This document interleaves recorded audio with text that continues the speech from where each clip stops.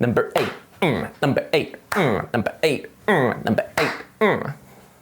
Yep, I'll move on, mate.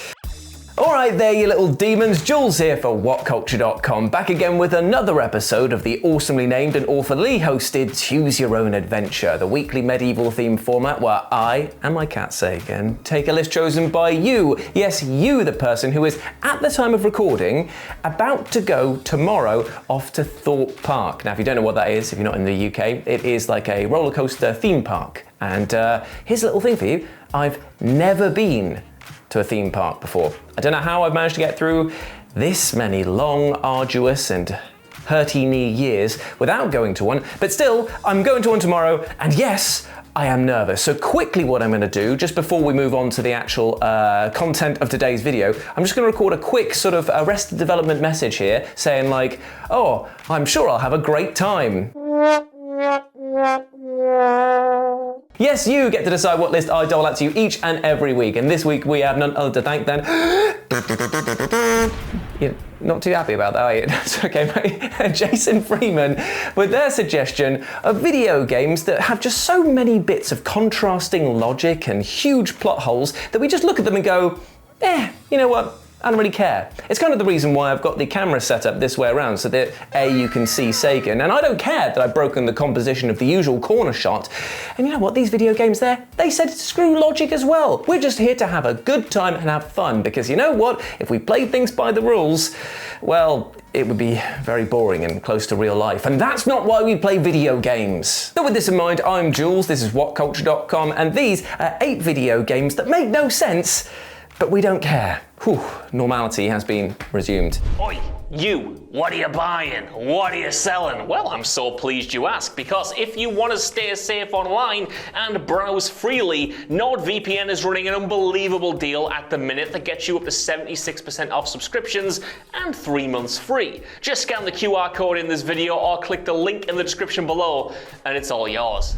Number 8, going years without sleeping, eating, or drinking. The Elder Scrolls V Skyrim. Now, as amazing as the Elder Scrolls V Skyrim is, it is undeniably hilarious that the game offers a small, temporary buff for sleeping. But you know what it doesn't do is punish players for choosing never to sleep at all, ever. More to the point, the game's menu tracks both how many in-game days have passed as well as how many hours you've slept, basically drawing attention to how ridiculous it all is. I mean, as a man who sleeps like for maybe 4 or 5 hours a night because of that hairy fella over there waking me up on the reg with headbutts and elbow bites, I know that not sleeping enough is bad. It causes you to go crazy and pretend like you're talking to a co-worker over there who's not actually here. Hi, Si. After all, considering the hundreds, if not thousands of days your average Skyrim player will eventually rack up, it is completely comical to do all of this with just a few hours of sleep. Similarly, food and drink can provide health and stat buffs, but there's absolutely no need to consume either.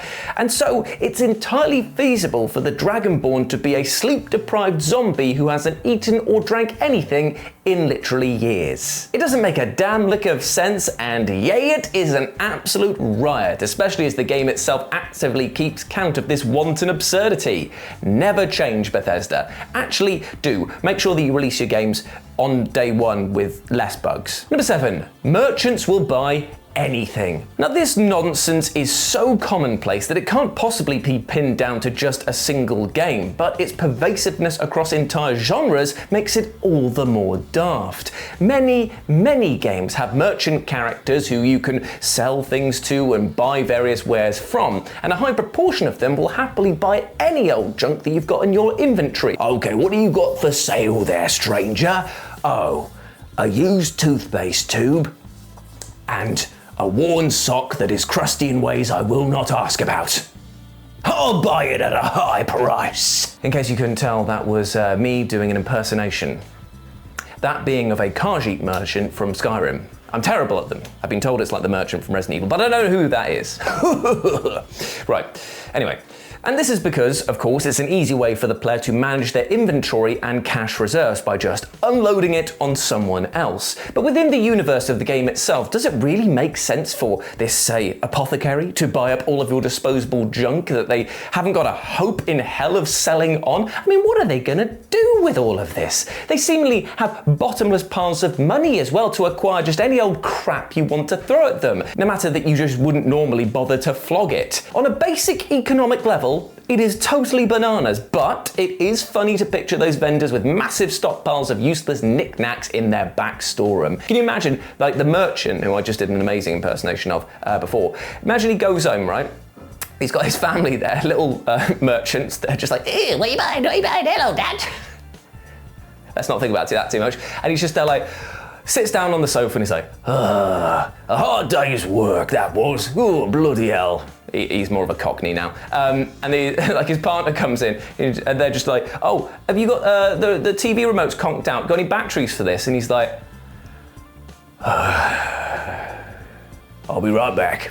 Goes into a massive storeroom just full of all of Leon's absolute trash garbage, and he's just like sifting through, just like, "Oh God, one of these days I gotta say no, but it's those eyes, it's that hair, it's that fluffy jacket he wears. I can't ever say no." Number 6, Kratos v Doors, God of War. Now, God of War's Kratos is one of the most badass video game characters, and say it with me, kids, of all time. A literal god who uses his immense strength and endurance to pull off superhero tier feats, like taking down massive bosses who are many times his own size, often with his bare bloody hands. And yay it, the guy just can't smash through any door like the juggernaut he clearly is. I mean, it is deeply funny that the God of War games will force Kratos to seek out keys, levers, and other mortal nonsense to open relatively flimsy looking wooden doors, despite him being one of the swollest entries who has ever lived. Can you imagine that? He's like, "Boy, come here. We have defeated this giant over here, and we have now got his eye as a fancy hat for you. You look great. But unfortunately, we are stopped by this tiny door. Grrr. If only I was angry enough to rip it off its hinges and throw it across a mountain like I just did that 17-ton ogre, giant, troll, whatever, nice hat.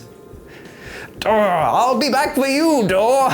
That a little wooden door can stop Kratos from doing his thing is probably the silliest thing in the entire franchise, especially as the developers could have easily explained this away by having them say like that said doors are magically enchanted or something, but they didn't, so it's weird and silly. Of course, it's just totally intentional developer choice, because obviously they don't want you to be able to just go from area to area without having to go and do something in order to do it, but still, there is a huge disconnect between what Kratos is and how he is then presented to players in these moments. Number 5, Agent 47 could never blend in.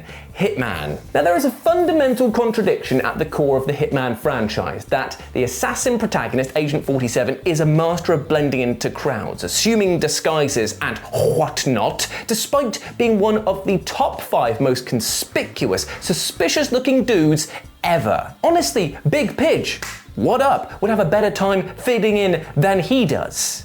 And I'm assuming that in this scenario, Big Pidge, what up, is wearing like an Agent 47 assassin's suit and has the silver ballers there. And still I would trust him more than the postman who's just rocked up going, "Hello, it's me, Captain Baldy. I stand like this all the time.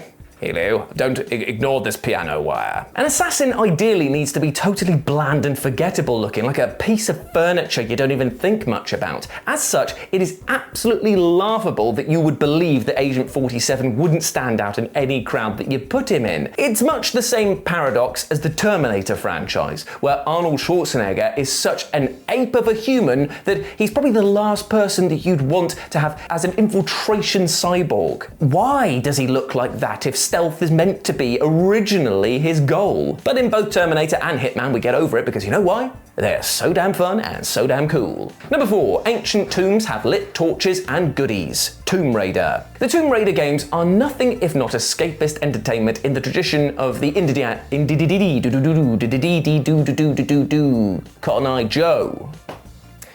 Indiana Jones movies is what I'm trying to say. That is to say that you're not invited to think too long and hard about the finer logistical details. All the same, once you've played enough of these games, it's tough not to question who the hell is lighting all of the torches in these ancient tombs, which apparently haven't been accessed by humanity for centuries or even longer. Now, of course, in the newer Tomb Raider games, you can probably argue that agents belonging to the shadowy outfit Trinity made it to the tombs before Lara did, but it's still a bit of a stretch. I mean, at the end of the day, what a goddamn faff. Could you imagine being assigned that duty when you get there? Right, we've set up the base camp, we're going to push straight into the ancient tombs. We've got our mercenaries here, armed to the teeth. We've got Big Pidge over here, who's just looking awesome. I don't care what he does, but give that man a medal afterwards. Great work there, soldier. And then we've got you, Jules. All right, mate? You're on torch lighting duty. Oh, Christ. We've got, like, those windy torches. We've got headlamps. Oh, I got gas canisters with canaries and stuff still in them from the 1900s. And you want me lighting torches? It's a living. And even if you can suspend your disbelief enough to accept that, who's constantly restocking the tombs as traps with fresh darts, for example? And why are there modern weapons and health items just randomly strewn around? Not unlike the presence of yellow paint in games, these are just silly functional things that we all accept because at the end of the day, they make the game, well, much more enjoyable for most people. Can you imagine just going around in the dark all the time, just going, oh my god, I've got no health, no ammo, no nothing, I can't see what I'm doing here. Like, survival horror game fanatics will be like, oh yes, that sounds like my cup of tea. But the rest of us, we're just like, I just want to play and have fun. Fun? What's that? You mean that you're not having to press a button every 13 seconds to have your character take a puff of their inhaler because they're that asthmatic? I love the challenge. I love the challenge of just trying to play a f***ing game. It's going somewhere, isn't it? It's going somewhere. Number 3, Higgs and the battle guitar. Death Stranding 2 on the beach. Now, Hideo Kojima and not making sense go hand in hand, so just try and explain why Death Stranding 2's villain Higgs is rocking an awesome battle guitar. Go on, I'll wait. Higgs's battle guitar can spew fire and electricity at will and basically seems to exist in the game solely because it looks goddamn cool. And if there was somehow any more lingering doubt on this, Kojima more or less confirmed this himself. He revealed in an interview that he gave Higgs a guitar to better match his personality to that of the actor who portrays him, Troy Baker. After Kojima saw Baker playing guitar on his own YouTube channel during the pandemic, he decided to incorporate this over-the-top iteration of Baker's pastime into the game itself. I mean, there's no deeper meaning here. There's no direct reference to a movie that Kojima loves. It's just simply a case of a guy watching a YouTube video and being inspired to honor his friend and colleague. I mean, it's very nice, it's very touching, and very, very cool. Let's just do not understate how cool it is. Higgs's guitar may be completely allergic to logic, even for the standards of Death Stranding, but it's so damn neat that it's tough to imagine anyone else really caring. Number 2, Sam Fisher's glowing night vision goggles, Splinter Cell. Splinter Cell's Sam Fisher is one of the most iconic video game protagonists ever, and one of the most notable elements of his attire is his distinctive night vision goggles, which of course emit a bright green light when in use. But this fundamentally makes no sense at all, considering that Splinter Cell is a stealth-centric franchise, and lighting yourself up with neon signposting like this is pretty much the last thing a master of infiltration would actually ever want to be doing. And it's all the more outrageous as the series' NPCs typically don't pay the light much mind. It's just like, what's that little glowing thing here? That little triangle glowy thing? Oh, it must be the Predator. Or some guy. Or just a nightlight. Or just leaking radiation, none of which bothers me. On I go. This is basically a glaring example of ludonarrative dissonance in action, and one of the series' devs have themselves actually discussed it, noting that the glowing night vision goggles were an attempt to give Sam an iconic look, even if it did come at the expense of internal logic. Really, they're a mechanic for the audience to see and be wowed by, rather than something that we're genuinely supposed to believe exists in the reality of the game's world. But nobody could be blamed for thinking that explanation is a bit of a reach. And number 1, Kiryu doesn't kill like a dragon. It's often said that Kazuma Kiryu, the original protagonist from the Yakuza / Like a Dragon franchise, has never killed anyone, a sentiment seemingly shared by the games and therefore by most of the fan base itself. But this flies in the face of so much of what we see throughout the games, most notably in story terms, because Kiryu causes some surely fatal explosions while shooting at vehicles in Yakuza 0's car chase sequences, and that's just one example. Gameplay-wise, players can perform debilitating heat actions against enemies, such as pile driving them into the pavement, which would definitely, last time I checked, cause significant brain damage and likely death. And then there's the weapons you're able to wield. You can use katanas, guns, and everything in between. And yet I don't kill anyone? I think you are lying, sir. I think you are trying to convince yourself that you're not doing something bad when you definitely are. You know that bit in The Simpsons where the guy's like, it stinks, it stinks, it stinks. Except this version, it's just like, yes, Mr. Kiryu, you don't kill anyone. Now, granted, the whole Kiryu doesn't kill anyone shtick is basically a meme at this point that's just grown out of control, but there's also no denying that the game seriously downplay the number of lives that he's actually taken over the course of the franchise. But you know what? We all love Kiryu. So who gives a hoot? Who gives a goddamn hoot, I say? Not me, not this guy, and not Big Pitch. Are you expecting an ending? Yeah! And there we go, my friends. Those were 8 video games that make no sense, but you know what? We don't really care. Hope you enjoyed that, and let me know what you thought about it down in the comments section below. And if you want to chat to me on the social medias, you can do so by going over here, where I'm at RetroJ, but the O is a 0 on Instagram and Blue Sky. Hope to chat to you soon, my friends, and you can follow my lovely editor site over on her social medias over here as well.